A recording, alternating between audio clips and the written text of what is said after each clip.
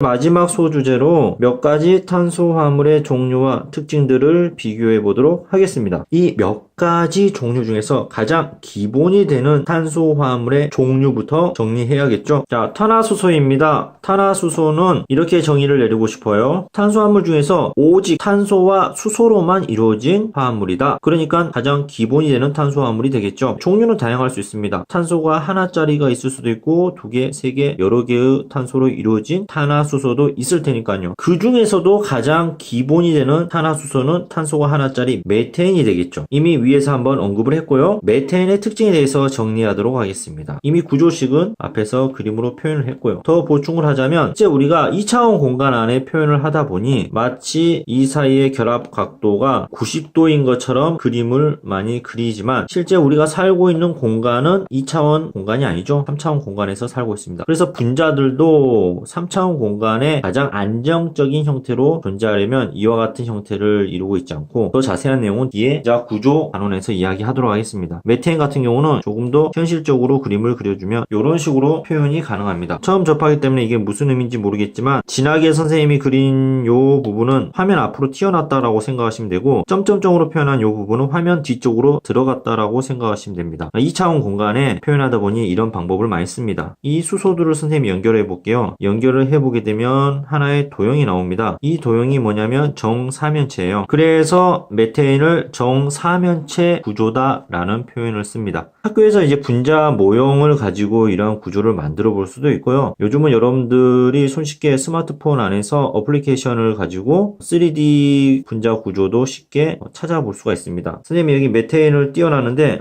실제 모습은 이러한 모습입니다.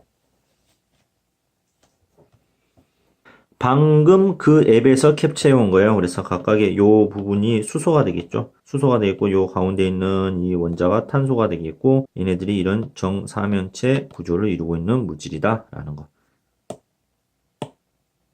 탄화수소의 기본이 되는 메테인에 대한 몇 가지 특징들을 이야기해 볼게요. 첫 번째, 결국 메테인이 어디서 이용되느냐? LNG 들어보셨죠? 천연가스. 혹은 버스에 보면 CNG, 압축 천연가스 이런 거 들어보셨을 거예요. 그래서 연료로 많이 이용됩니다. 그리고 얘네들은 결국 어디서부터 오느냐? 아까 위에서 분별 중류 이야기 했잖아요. 분별 중류에서 보면 가장 끓는 점이 낮아서 가장 위쪽에 분류되는 물질 바로 천연가스입니다. 그래서 다시 돌아가서 LNG나 CNG 주성분이 되겠고 이런 부분은 메테인이 연료로 이용되는 분야가 되겠죠. 또 모든 교과서에 에서 언급하는 이제 몇 가지 특징들을 살펴보게 되면 이산화탄소와 더불어서 온실기체로 분류돼요. 그래서 지구 온난화에 영향을 줄 수 있다. 그리고 물리적인 성질을 보게 되면 물에 잘 녹지 않습니다. 이 부분에 대해서는 이제 극성 분자와 무극성 분자에 대해서 뒤쪽에서 배울 거예요. 물에 녹는다라는 말 자체의 의미가 뭐냐면 물이라는 분자와 잘 섞인다라는 말이에요. 그런데 이 분자들도 성질이 비슷한 것끼리 친해요. 물 분자는 극성 분자입니다. 그러면 잘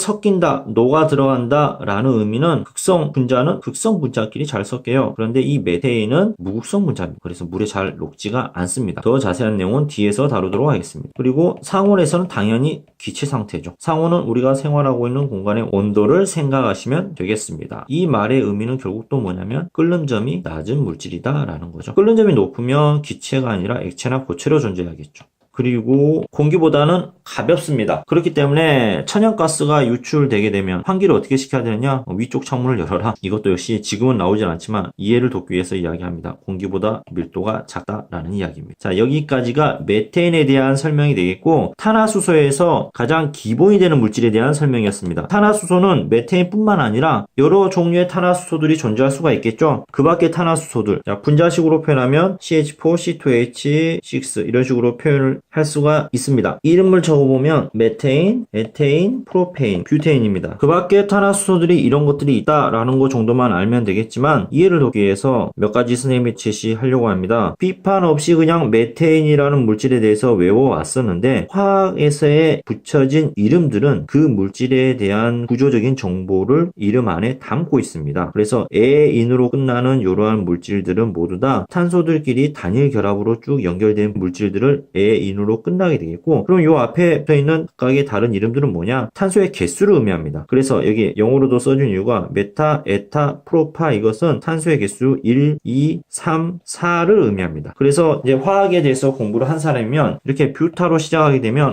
탄소가 4개가 들어가 있는 물질이겠구나 라는 것을 짐작할 수 있습니다. 그리고 다양성에 대해서도 이야기했지만 각기 다 다른 물질이 되겠고, 하나만 더 언급하면 탄소의 개수가 이와 같이 점점점 늘어날 때 탄소수가 증가하면 끓는 점이 높아집니다. 끓는 점이 높아진다는 것은 분자 간의 인력이 커진다는 거예요. 그러니까 탄소가 하나 있는 것보다 탄소가 2개 있는 것 혹은 탄소가 3개 있는 것이 자기들끼리 서로 분자끼리 영향을 주는 힘이 더 세지기 때문에 끊어내기가 어렵고, 그렇기 때문에 끓는 점은 더 높아진다라는 이야기입니다. 자, 여기까지 탄화수소에 대한 이야기를 비교적 좀 자세히 한 것 같습니다.